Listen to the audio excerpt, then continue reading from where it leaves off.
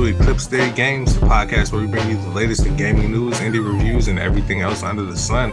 My name is Kendall, and I'm here with my co-host, Tony, aka Slum Kakariko Village. Yeah, okay. All right.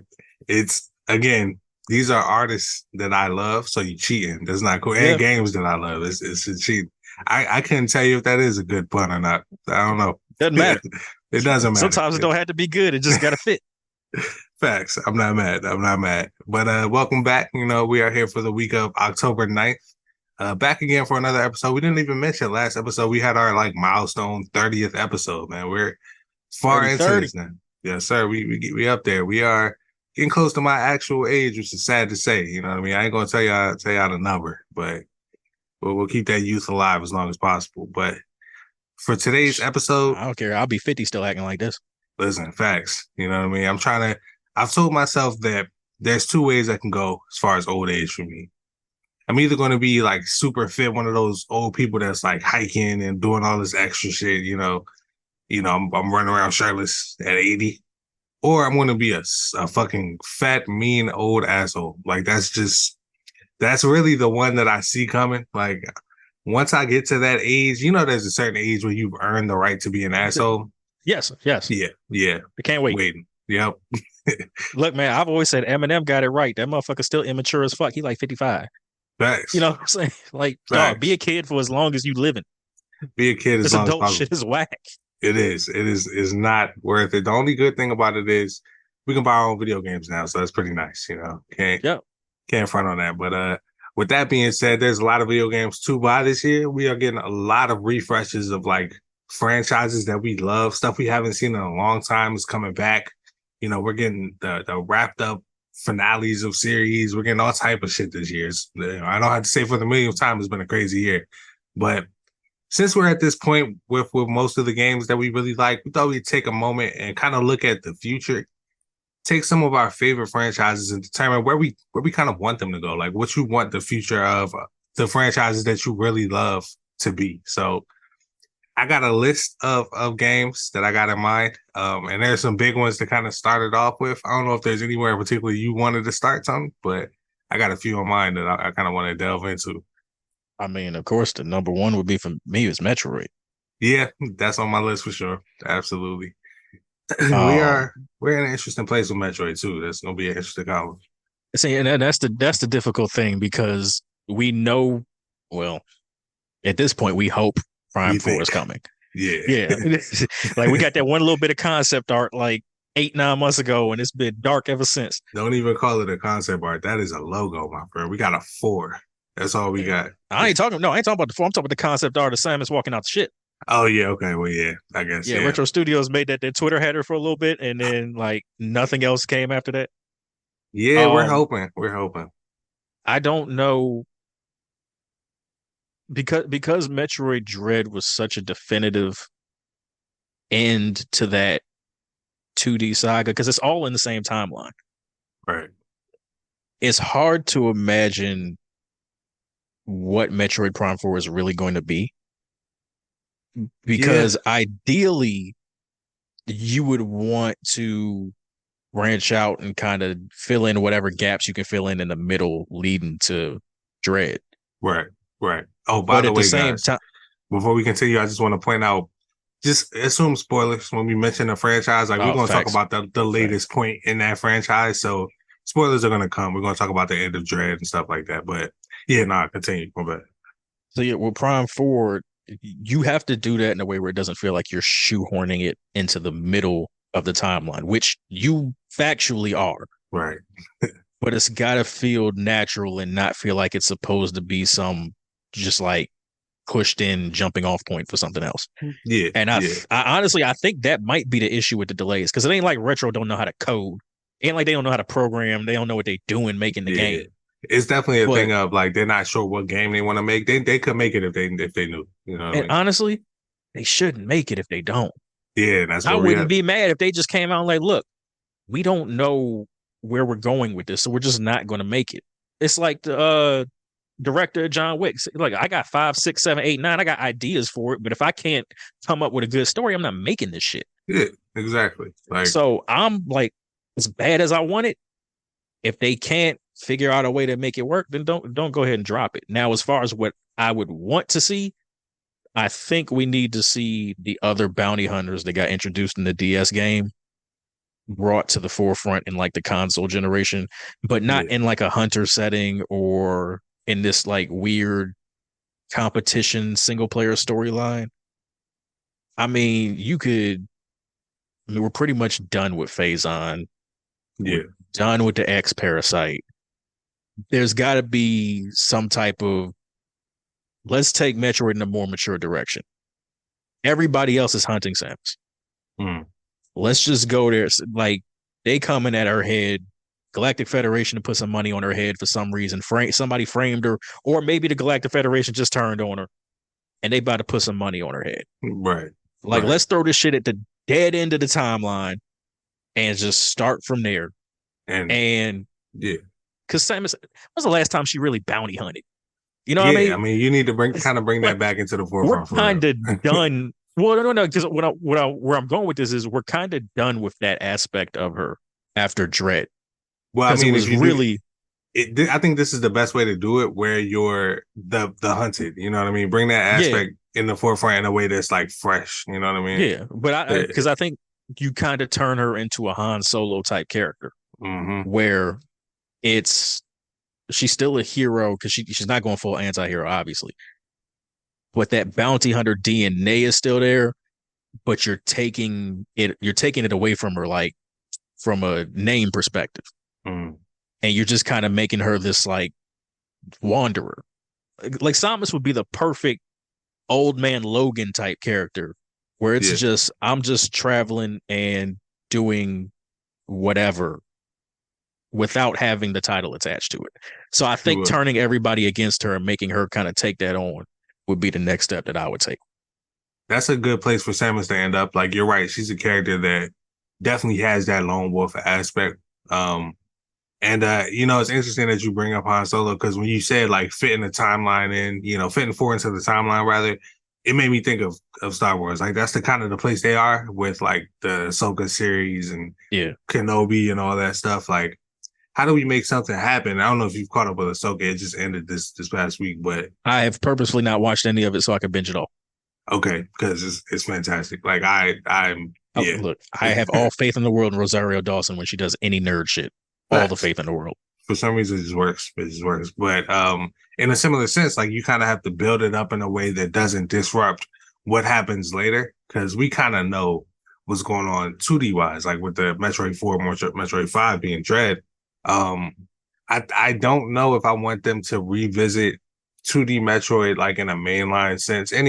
Right now anyway. Like, I feel like the way that they ended Dread was so crazy. Like, there's stuff to explore there for sure, but make it purposeful. Like you said, these are games that really mean something to us, and we don't want to just get a shoehorn sequel. That's why I'm not tripping about Metroid Prime 4's pushbacks. Like I said, I feel like they didn't have the game that they wanted to put out, so they didn't put it out, and that's the way you go. You know what I mean? But yeah, I could see them taking a more mature route, kind of having Samus kind of going against some, and they love their corruption stories. Maybe have the Federation be corrupted in some way. Like, that is easy with all these fucking mind controlling ass aliens that you got in this universe. There's so much, or like parasites and all this shit. So there's so much lore to dig into that.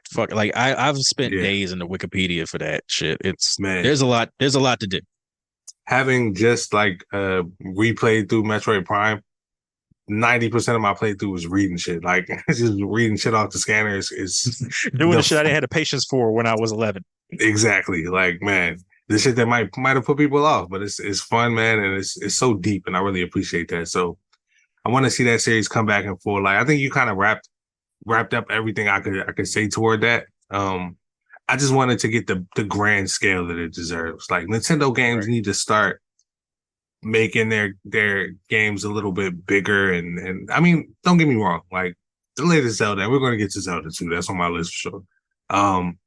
The latest Zelda, games have felt grand in scale and like dense with content in a way that I could never have imagined. But I think presentation is the last place where we're trying to catch up. Like, they never put a lot of stock in graphical fidelity, which is fine if you don't want to focus on that. But now it just feels like a rebellious kid trying to like push away from what's happening. Like, bro, we all you had to do HD. You didn't even want to be HD, bro. Like, just you can do this. We know that you can do this. We at the point where you're showing off graphical tech demos. Just get with the time. Just time.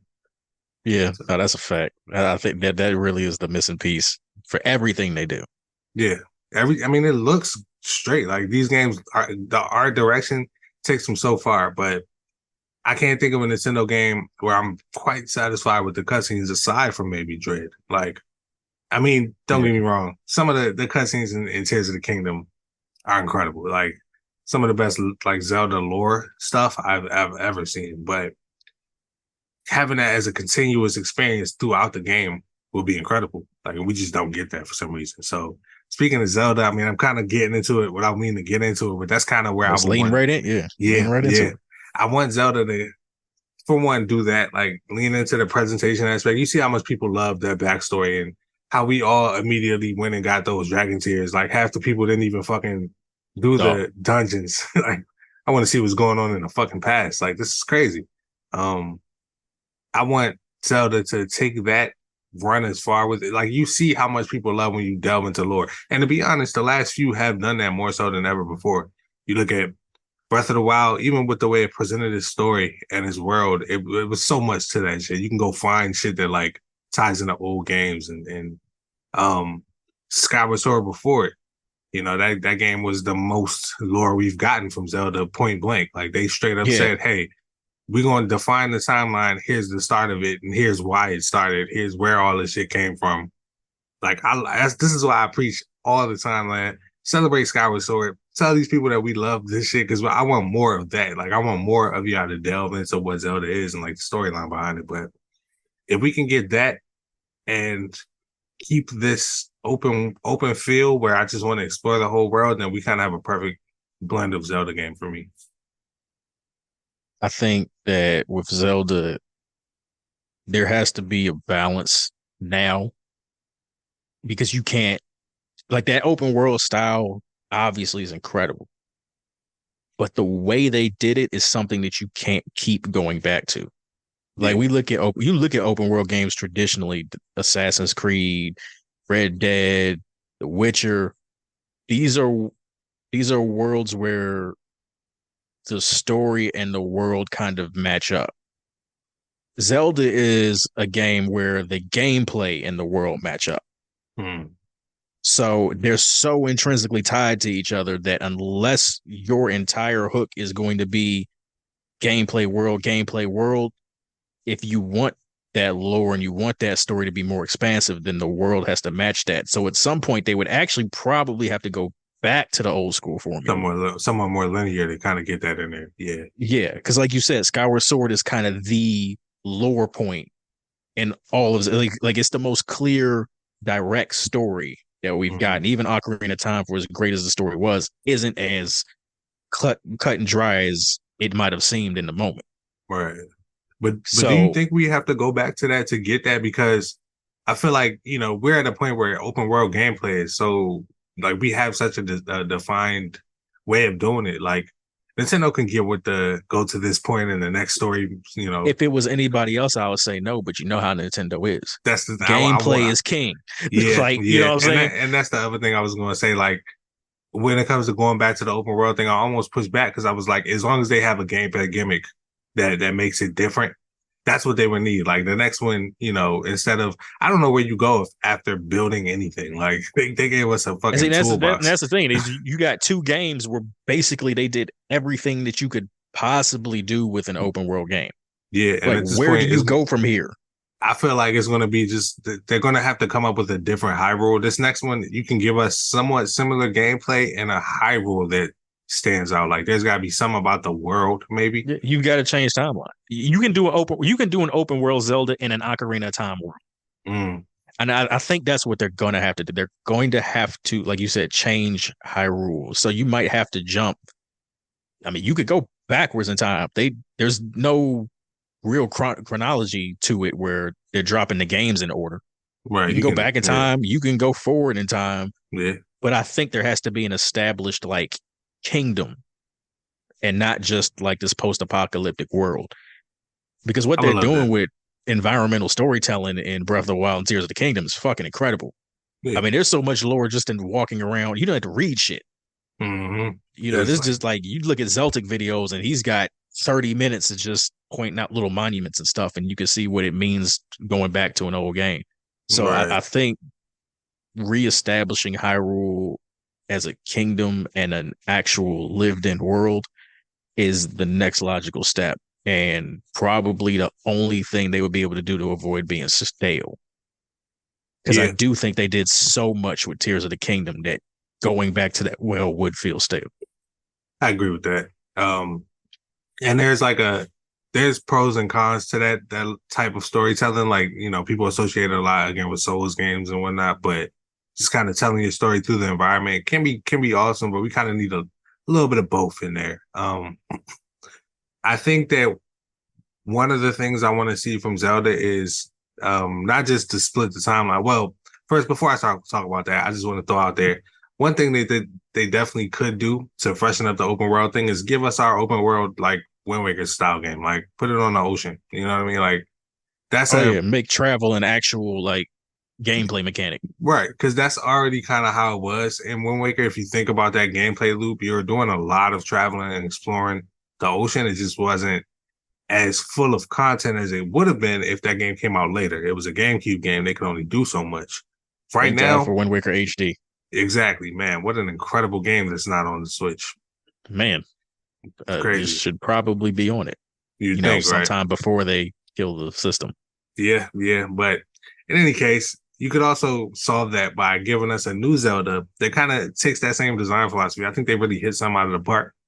Um, but again, like you said, that's kind of like different variations of what they've done. I think that the way to kind of keep it fresh is to not only split timelines, but split, um, you know, gameplay mechanics down two different paths. Like I've always said, like the remakes, keep doing those remakes. Like, you did Link's Awakening. I would do all the Game Boy shit. Minish Cap with the Oracle games, which I've been playing for the first time. Those games are fucking awesome. Um, but I'm you can so do glad you're those. finally experiencing that. Man, they're so good and they're so old and it's so hard to know what the fuck to do. But but I'm You figuring it realize, out. no, you realize how like good we were at games, and Oh like my my God, my bro. skill level ain't really dropped off too much. But you realize how good we were at games where we weren't getting our fucking hands held. Bruh, like it's crazy. I'm like, it gets to a point where I'm like, did I really beat this as a kid? I don't believe myself. Like it's just wild. But yeah, no, those games deserve a lot of shine. That formula, people love it. You already know how the reception to these recent games has been kind of mixed. Not mixed. Don't get me wrong. These are classics. These are all-time masterpieces. But there's a section of the fan base who's like, I want my traditional core Zelda. Some people even say these aren't true Zelda games or whatever. We don't listen to those people, but At all. yeah. But on the same note, I do kind of like that formula of go to the dungeon, get a new item. This item opens up so much of the world. It is a little Metroidvania-ish, and they could do that by maybe having a more 2D-esque line or even like a side line that goes down the 3D route, but just kind of differentiate it from the main line Zeldas. And I think remakes is a good place to start on that. Could you imagine if we got it like an Ocarina of Time or Majora's Mask remake in full HD, like not just the upscale, like they redid Yeah, everything. like Nigga, remade the games. I think about that dog. shit a lot. I ain't gonna lie to you. And I've They I've would never heard, do it because I want it too bad. But yeah, I know, right? But on another note, I've heard people talk about it like, it's just a matter of time. Like eventually we'll get remakes of all these classic games, but I don't know if that's how Nintendo gets down. Like, let me take that back. I know that's not how Nintendo has gotten down so far. So it would be amazing, but like, God, like this is money sitting on the table. Like you could really take this game, just give me that Ocarina of Time open world that I thought it was when I was playing it, but actually that size. That shit would be incredible. I'd waste so much time in that shit. Yeah, yeah. All right, well, we can stick to the Nintendo theme for now if you want, because I do kind of want to talk about Pokemon a little bit. I think they're in a really interesting place, having just kind of redefined their situation See, this twice. is where I would almost 100% defer to you on this. because I have not played a Pokemon game since Sword. And that's what makes it interesting. Like, so first of all, that was what, like one away, one ago. You didn't play the recent one, so No, it's two. I didn't play Arceus I or. mean, Arceus and Scarlet. Arceus, I guess, is kind of a mainline game, but I mean, these I are would like, consider it a main line. Just but I still early kind of timeline. associate them. Like you're not caught up, but you play like Sword and Shield, so that's pretty recent. But actually, the reason I think that's interesting is what will make you like have to get the next one? You know what I mean? If these didn't do it for you, what would Pokemon have to do to kind of get you in? All right, so I'm speaking again from the perspective of somebody who's last played Swords. I don't know What they gameplay have. wise how much Scarlet and Violet have changed the formula, Right, but dog, right. they got to change the fucking formula. So I'll Like tell I you, feel like yeah, I yeah. feel like right because I haven't touched Sword in probably 2.5 years. I didn't finish it. Mhm. I feel like I could pick that up and go right back to it. It would be one of the few games, like when you ain't played a game in a minute and you pick it up and it's like you're underwater and you Yeah. don't know what the fuck you're doing. Like I don't even want to do I this. don't feel Like like that with Pokemon. I feel like I can turn Pokemon on right now and get right back to the shits because all I got to do is look at how many badges I got. Oh, okay. Let me just continue to head in this direction, and I'm going to head to the next town and then yeah, whoop on the ass of whoever just happens to be there. yeah. And then the Um, story will kind of catch me up, and then everything will click, and then I'm good. so with Scarlet and Violet, I feel like they deviated from the formula a nice amount. Like it actually did feel like a refresh of the core concepts of what made Pokemon Pokemon. Um, it's not like the thing about it is that it's not like a perfect game. Like there's so many little bugs and like technical hiccups, but it's like a first step in the right direction to where they do drop you in the world. It is open world. Like you can go to any gym you want to. It's like, the map kind of guides you to some degree, but you can kind of pick and choose how you want to tackle it. There's other things to do. So you have like three story quests, so to speak. So one is the gyms, one is basically the Team Rocket stuff, and one is like the like lore shit, pretty much, like with the giant Pokemon and that's when you get into all the extra stuff that's going on in the actual world. To me, Right. that's the best part of it, actually. And that kind of tells me that they do have the capacity to kind of dig into that side of Pokemon where there's a cool little story going on here. Like there's characters that made me feel emotions in this Pokemon game, especially at the end. The end of that game goes crazy in a weird way that you probably wouldn't expect. Like the last 3 hours or so, it's actually fire, and I was very surprised by how much I enjoyed it. Um, So is that story wise or gameplay wise? really story wise, like, but kind of both because you go to like a secret area, so to speak. It's not so much a secret as the big ass area in the middle of the map you could never go to before. But you finally get there and it feels epic. Like there's Pokemon that you've never seen before there. You know what I mean? Like there's new types of shit there. There's story beats that happen down there. That's where the game pretty much ends for like the second or third official time. And then even after you do that and like fully in the game, there's like a new game plus sort of thing where you can go challenge the gyms again. So, and like all the gyms have leveled up and it's pretty dope. Like it gives you incentive to keep building up your team. So I think they're heading in an interesting direction. I would tell you, I enjoyed Arceus a lot. Like out of the two games, Scarlet and Violet versus Arceus, I was more of an Arceus guy because they switched up the formula even more. Like that shit was totally different. It felt more like it. I mean, it was set in the past, and it did kind of have more of like a free, retro feel to it, where you're like out there catching Pokemon without battling. Like if you throw a Pokeball at a weaker Pokemon or the right Pokeball at a Pokemon from far enough away, or you hit them at the right time, you might just catch them without having it. So you like out there can just catch like you out here just catching like 6, 7 Pokemon at a time, and you filling up the actual Pokedex like a handwritten Pokedex where it's like you're doing research on these joints. So you trying to get. Sometimes they might ask you to get a couple Pokemon of different sizes, like the same Pokemon but varying sizes. And you can actually kind of see the difference in size on like overall map. Sometimes it's very small, but you can actually see it. Shit like that is very different and switches up the formula in a way that it had me hooked. Like I played that game to completion. I filled up the fucking Pokedex for the first time in a long time. So Jeez. yeah, that shit was fun. So Yeah, I ain't I'm gonna filled no say Pokedex up in a minute. man, like it's never been worth it. It's always felt like a chore. This game, when you Right. want to talk about gameplay mechanics, this game made that the gameplay mechanic. All other shit, you battle in this game, but it's not even built around battling, which is crazy. Like the main thing is like exploring the world, encountering different Pokemon. You know, you get these time zones that pop up and you get Pokemon that you can't get anywhere else. So by the end of the game, I'm like setting my Switch up and they pop up every like 10 real time minutes. So I'm setting my Switch up to wait for them to pop up so I can go get a Pokemon that I can't get anywhere else in the game. I can only get it in this area when there's a time influx and that bitch comes from the fucking future. Like it's kind of cool. What? Like, yeah, that's just like you get like Porygons and like the evolutions pop up in there and shit. Like it gives you shit to do in the world. Like, and that shit made me play it a lot more than I played any Pokemon game, including Scarlet. So I would highly encourage you to at least try out Arceus if you ever, have some money sitting around or whatever. But I was gonna say, they ain't dropping the price on that motherfucker. So yeah, and it's not I going gotta to. get 60. But the thing is, I want them to continue that line. Speaking of what like we want from the future of these games, I want to see more Pokemon Legends games, and I know it's got to happen. Like the game was a hit.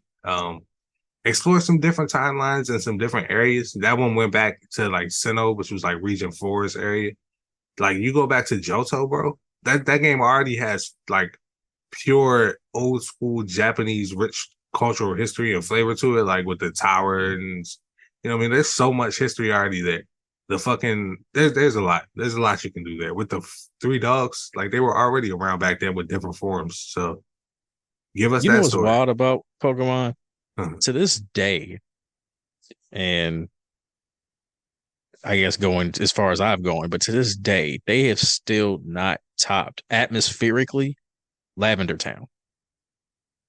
It was horrifying. It was just terrifying. Just still had that music. Dun, Yeah. dun, dun, dun. You hear it as soon That as you hear the shit word. is creepy. And then the whole basically it was what? That was a 2-screen town. And the Yeah. only thing to do was to go into that tower and go get That get in one there and Sylph go to the scope. Yep. top.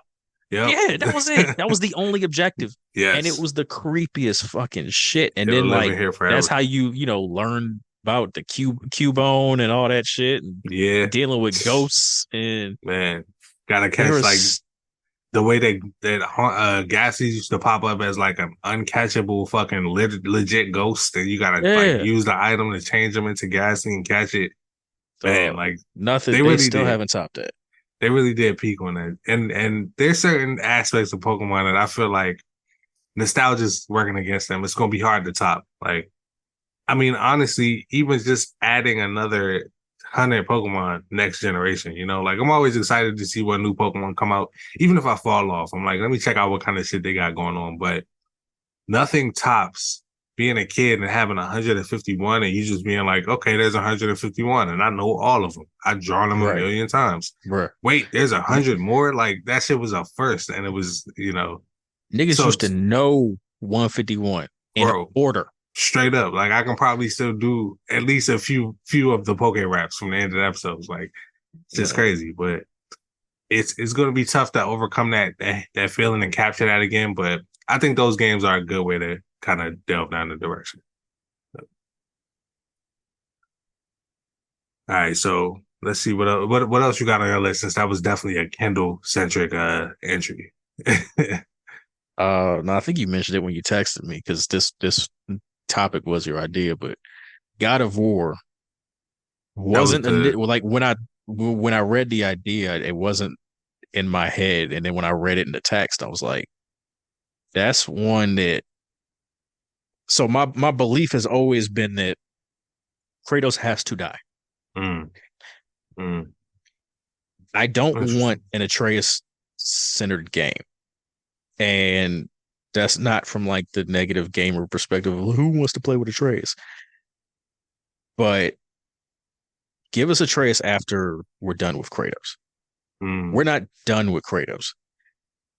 The issue is that you look at how Ragnarok ended. You look at 2018, you look at Ragnarok, and you go, well, where does Kratos go from here? The only logical place to go, because you still have to build off of what we saw at the end of 2018 with the idea that Kratos is dead with Atreus kind of standing over him and holding him. So you go from 2018 to Ragnarok, and that's about Kratos building this relationship with his son and protecting his son. At this point, Kratos has kind of become the Clint Eastwood, like old man Logan style, old gunslinger. 100%. Everything after this has to be about protecting his peace. Like, I'm done, I'm chilling. And then somebody comes and fucks it up, and I have to deal with it for some reason. Not I'm mad and somebody done pissed me off, and now, no, I'm forced to pick up the axe and deal with this again. Because all of those old gunslinger protecting my peace stories always end the same way. The hero dies. Because that's just how that goes, because you put down a life of violence for your peace and then you pick it back up again. The whole point of the story is violence will eventually come back and fuck you up, no matter how good you were at it. Thanks. So I think that's the way they have to go with it. And honestly, because you hear people like speculating about the Egyptian thing, that's really the only way it can go. I mean, when you consider death in the context of mythological gods, the Egyptians, it's maybe the Greeks, but they kind of lean more towards like the Olympus type thing. But the Egyptians kind of have the market cornered on the cool death stories. Like Anubis is cool. Yeah, that's Anubis is just cool. So I think you kind of have to go that way if you were going to go the route where Kratos does eventually die, is that he somehow ends up having to deal with the Egyptian gods and going through that fight and then losing it. Now, after that, if you want to do something with Atreus where, he's an adult and he's kind of picked up on that vengeful spirit, and then you can cycle this, because violence is a cycle. That's always kind of the story. Violence is a cycle. Yeah. So he's kind of learned at first how to control this shit, and then his father dies at the hand of these gods. Now he's out for revenge against these gods, and you start the whole shit over. So I really like this line of thinking. And I agree with you. Like, that's how Kratos, I agreed with you. I'll say that that's how Kratos' story had to end. I think that Ragnarok kind of retconned 2018 a little bit, like to where they had didn't they show the same image of Kratos dying, but it was Odin now? Well, yeah, but they and then they flipped the other side of the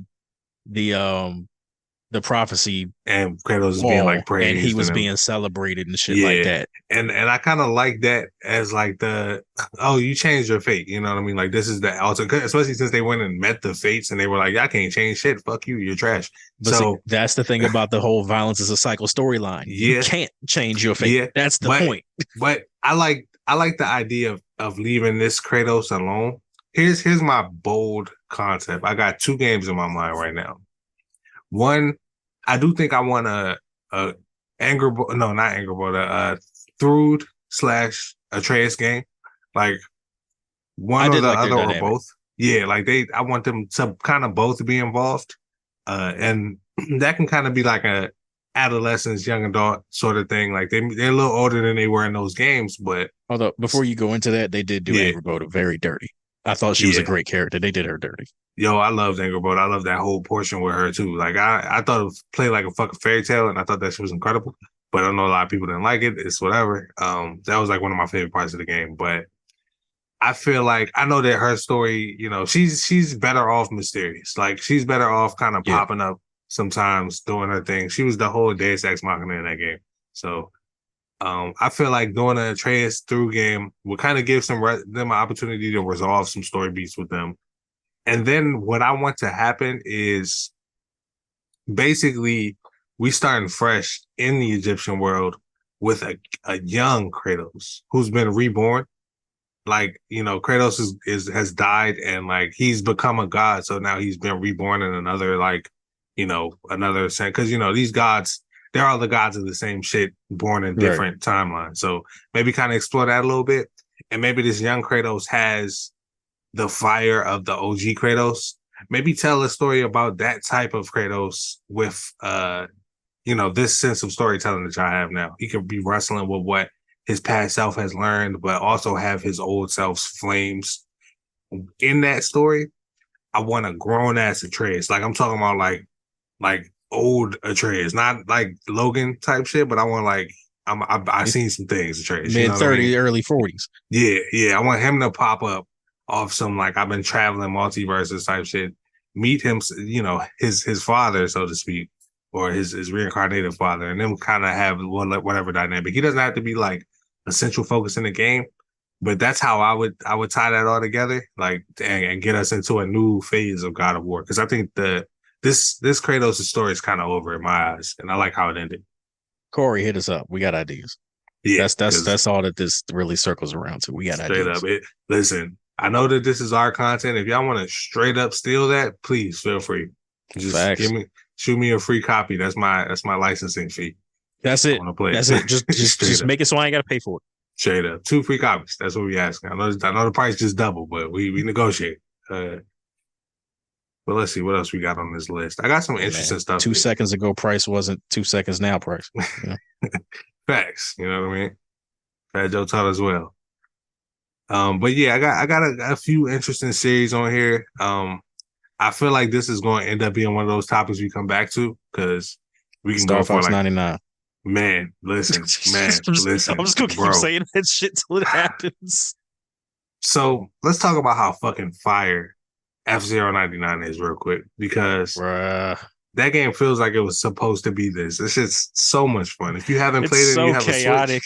A Switch, it is. It's like the most nonsensical shit, but it all works. Like you feel like you got a shot, and I've played well before. I haven't won. I ain't gonna sit here and lie to y'all, but 12th is my best finish right now. I'm not mad. I think mine is in the 20s. I'm not even up there. I haven't played that much just because I've been stuck on Starfield. But yeah, that's a special game, and it's a great way to bring back these Nintendo franchises like Starfield. Starfield should be Star Fox. I told you, I'm stuck on Starfield, man. Yeah, I got you. Man, I've been calling this shit Skyrim since it came out too. It's like it's a mess up here right now. It's all chaos. But Star Fox is a series that really shouldn't have gone away to me. Like, nope. There's so many potential ideas there. Like you have a little universe of the characters themselves, you don't even have to try to make something out of them. They can be color commentary while we fly around and shoot shit. It doesn't have to be complicated. Like, give us a good Star Fox game, man. Y'all been remaking the same Star Fox game for like 20 years. Just remake this shit again, honestly. Star Wars, one of the most underrated Star Wars games ever, and I will continue to shout from the rooftops about this, with Star Wars Squadrons. People, yep. And it almost like, it felt like a shadow drop. Yeah. I think it was only $30 when it dropped. But it felt like a shadow drop, but it is one of the best Star Wars games to have dropped absent of the Fallen Order franchise. And that what they did with that would be perfect for Star Fox. Man, it would be perfect. And like that's a character that Nintendo clearly leans on because he's a featured character in Smash Brothers. Right. But it's like you're at a point now where people play Smash Brothers have no fucking clue who this Fox motherfucker is. Right. What he does, what game. There's people in Smash Brothers that people look at and go, I don't know what game that motherfucker's in because I ain't never played it. I ain't never seen it. Does he have a game? Is this his game? Straight up. Like, this is how you put this man in Captain Falcon territory, respectfully. Like, this shit crazy. We didn't even think. Motherfuckers wouldn't think Kirby had his own game until recently. Right. Like, I mean, granted, they make Kirby games every fucking year quietly, but it's very quietly. Like, and I mean, even if you want to go that route, man. This last one was the one that got the most push out of a Kirby game I've ever seen. This was the full-fledged, we making a Kirby game. Like, this is some shit that you need to have if you have a Switch type of Kirby game. And open world Kirby. Yeah, you know what I mean? Not even necessarily, I don't even know if it was fully open world, but like, when you hear that, like, that's the vibes of this game. Like, it had like Souls type bosses. I heard the last boss is actually a bitch. Like, that's the type of Kirby I heard game. some, yeah. It was just crazy. I heard it was some shit.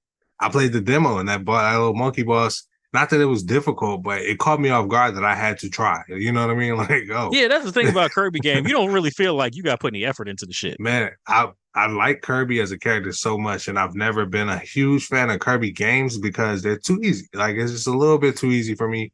That's when you start delving into that childish ass, like, oh, this is a Nintendo game, you know.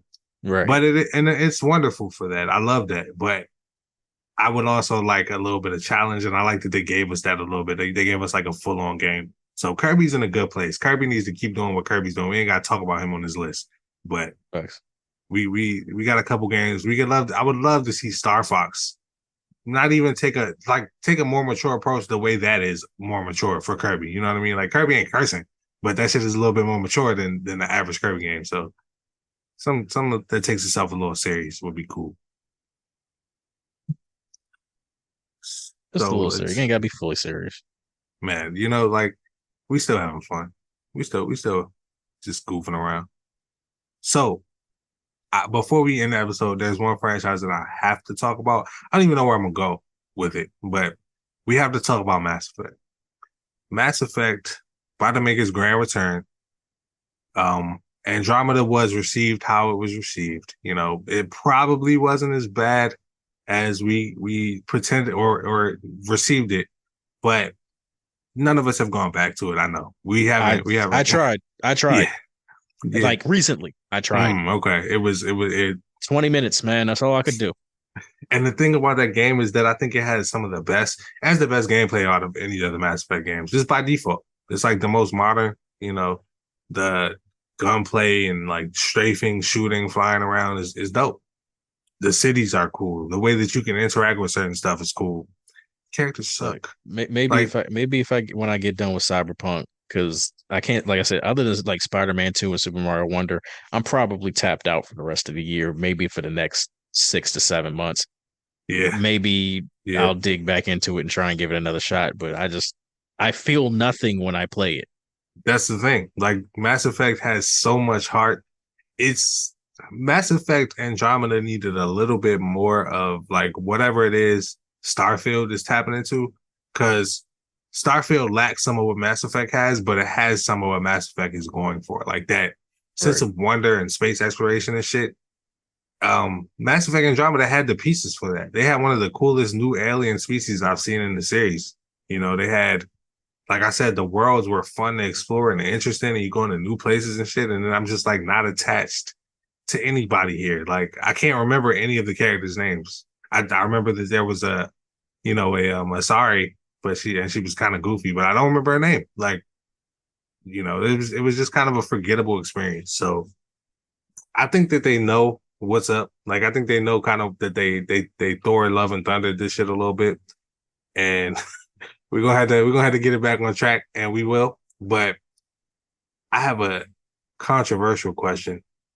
I mean, I think we've talked about Shepard coming back before on the podcast, but I'm not sure if I want. I'm 100% against it. Okay. So thank you, because I mean, like Shepard's story is over. Like, why do we need to have? First of all, Shepard was whoever you made Shepard. Like, the point of the game is to kind of role play. Like, you know what I mean? You're making choices for this character.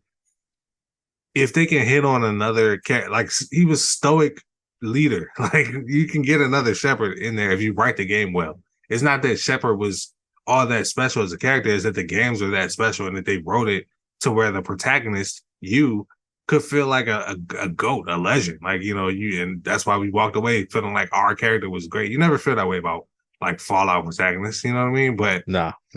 But like you make more choices in Mass Effect, arguably. Like, you know what I mean? Fallout, you make choices. Fallout 4, you were basically just Tyrese looking for your son. You know what I mean? Like, and that shit went crazy. Don't get me wrong. Like the story went in directions, but it's like I want something that's fresh that pays homage to the OG. Like the old characters should show up. Liara is still kicking, you know what I mean? Like I want some tie-ins and all that, but I don't know if I necessarily need Shepard back. So I'm glad to know I'm not alone on that. I'll be honest with you. I want tie-ins from the standpoint of acknowledging that story happened. Mm. So what I want is the next Mass Effect to be far enough in the future to where you can because obviously this is a very futuristic game and storyline, far enough in the future to where you can realistically say Shepard is dead and everybody associated with him is dead, and they've all kind of fallen into legend. Right. But not so far to where people have forgotten them. Like there are reminders of them throughout, because you can't, because Shepard is our own. Like nobody, you'd be hard pressed to find somebody who is a Shepard that looks like yours. Right. You can't just have Shepard in a cameo because it won't hit like at all. It was this random white dude, because you know he's gonna be the default white Shepard or female white Shepard. Yeah. Who's this random white motherfucker calling himself Shepard? That ain't my Shepard. Facts. You know, so the new one, I think you kind of have to blaze this trail. And I did, when I saw Mass Effect in your text, and the first place I went in my head was bring the Reapers back. Because I think there's something that you can tie into the old story. Pick a lane and make it canon. But to me, I think you almost have to go with, and I'm about to contradict myself, but I was doing it to set this up. The Reapers have somehow controlled Shepard's body and his mind. They've reanimated his mind, and they're back with all of his knowledge. And he's basically like this reanimated, zombified body that's kind of like at the center of the Reaper hive mind. You obviously find that out like late in the fucking story. You in the 2007 to 2013 school of thought, where your main character from the last game is your villain now, and I respect because we don't do that enough. In games. I love it. Like, I hate the concept of you have to be good guy all the time, and everything you do has to be good guy centered, and there's no emotion behind that shit, man. Yeah, like, you were the good guy for 3 games, great. Now make him the bad guy and make you have to deal with this legend and everything that comes with it. Because that's the thing. You have to tie in everything he did before then. You have to make it feel important. You have to make people feel conflicted about what's going on. And it has to hurt them. That's the way you make this work, where it's not just, oh, we brought Emperor Palpatine back randomly and just stuck him in the basement somewhere. Somehow Emperor Palpatine returned. I've been hearing that line like regularly over the last week. Right. We saw the motherfucker fall down and die nowhere near where he was found in the new movie. And I'm not one of them dudes that just hated the sequel trilogy. I enjoyed them because they were good, like, action movies. Like, I'm not one of them Star Wars nerds that just hates everything. Like, I'm a Star Wars nerd, but I'm reasonable. So I enjoyed them. But that part, like, dog, now she his granddaughter. How is she the granddaughter? There's so many things that they could have done. I don't know. We got here in one sentence. Like, we transitioned directly from Mass Effect to fucking Star Wars. It's all related. I mean, basically, Mass Effect is just playable Star Wars. Yep, 100%. But I feel like I'm not mad at the idea. I don't even want Shepard back in that sense, to be honest. Like, I don't want them to lean on Shepard so much. It would be cool. I wouldn't be mad at that. And if they're going to do it, they would have to do that. But that would be like doubling down on everything that made Mass Effect 1, 2, and 3. And I want to see if they can do that shit again. Like, I want to see, like you said, I think that the perfect way to do it is to have everybody from the OG squads dead. Wander through a town and see statues of your old teammates. You know what I mean? Like, but I was going with that train of thought initially, but that's what made me go the other way, was build these legends up in everybody's head and then tear them the fuck down. Yeah, and that would be dope. I mean, I want a little bit of that. I want at least one person that fallen from grace. You know what I mean? And also, like I said, Liara should still be kicking. Liara should be like president of the galaxy or some shit by this point. You know what I mean? You must have fucked Liara in your game. Hey, listen. Okay. Don't worry about my relationships. Hey, man, that's just... Now, you know what's funny? I'm just saying it's a little transparent right now. So I think she's such an interesting character. I actually romanced Tally. Funny enough, because I thought I was going to see her face, and then you thought they were going to do right by you and not just put her in a blurry, pixelated picture later on. It makes me sad to think about. It really does. Do it incorrectly and then fix it in the patch later, I should say. Yeah, it's still a blurry picture though. Like, sure, it's whatever. But nah, I just think she's a character that could realistically be alive. Like they don't age fast. You know, Yeah, they're one of probably. those races. So she could be the tie-in. Like, and she's the oracle of the fucking group. So she's the one retaining the knowledge and the wisdom and passing it along to every generation that's come. Like, not don't you know, you might make her old lady Liara, or you could just make her Liara and it's like 100 years later or something. Like just a realistic amount of time where Everything you say just make me feel better about my idea because you think it wouldn't fucking hurt if she's still around it and that would, it would, happens. it would. I love what they did with like Saren I'm and with you on generally not wanting Shepard back. yeah, nah, that shit would, yeah, that she would have That a, shit would hit. she would be on No, a kill streak like the Shadow Broker. Come on now, she'd be fucking shit up. that But shit would hit. yeah, Mass Effect has so much potential. Real talk, learn from Starfield. I said this last time I talked about Starfield. Like they need to learn from certain things that Starfield did as far as space exploration, and then do it in their way. Don't make Starfield. Starfield's not perfect. Like there's things about that game that could be a lot better. But there's times when I'm just kind of wandering through space or fighting some other ship or like, you know, surveying a planet and just like seeing what the fuck is here, run into some weird flying creature. And I'm like, this would be amazing with that story on top of it. So that's one thing I definitely want from that series. Need that. Absolutely, Hell, we man. just need for man. Just give us something. Yeah, 100%. So I do have a few more. It's not anything too crazy. But I feel like we get to the end of the episode. Did you have any more that you want to throw out there before we wrap it up? Nah, because I think everything else getting we're getting close to a Yeah, point where it's like expected that it's coming. I right. mean, Mario, we know we're getting a 3D open world Mario coming. Yep. So I That's mean, at this exactly point, it's why. kind of a lot of wait and see. You know, Yeah, yeah, exactly why I left Mario off. Like, I think Final Fantasy is going in the right direction. Personally, like, um, not even just the sense of Final Fantasy 16 being action oriented, but the fact that they're experimenting with that, and then they have a second line and 7 remake, to kind of counterbalance and have a little bit more role play. I think they're kind of doing some interesting things, and then you know, Square Enix is never going to leave that formula completely alone. So they will be the company that keeps it going with remakes and sees what they can squeak out there. So give me a Chrono Trigger remake, man. You gave us Chrono Cross, you fucking bastards. I want a Chrono Trigger remake. I'll take it in 2.5D or HD Dog, 2D or whatever. whatever Like, they did with Octopath Traveler, give me that. yeah, I yeah. don't care, but you can't give us Chrono Cross and then not give us Chrono Trigger. I'm sorry, you can't do that. And listen, that game has me hyped for Star Ocean, the second saga, or whatever it's called. I've never played that game. I don't know if I played a Star Ocean game, but I'm playing that because it looks Solid amazing. RPG. Sorry, it's a Yeah, I very believe solid it. RPG. I absolutely, and I've always wanted to play it because Star Ocean is a cool fucking name. They sold me Yes. just off the fact that that sounds awesome.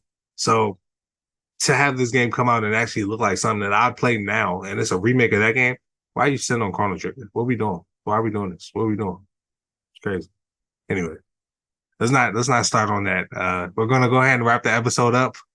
Let us know what games you think have a bright future ahead, what games you're kind of concerned about, what you kind of want to see from the ones we discussed, because we definitely want to hear from you guys, man. We love that engagement, that interaction. But we'll go ahead and bring it to a close for now. Until next time, I'm Kendall. This is Tony, and keep gaming.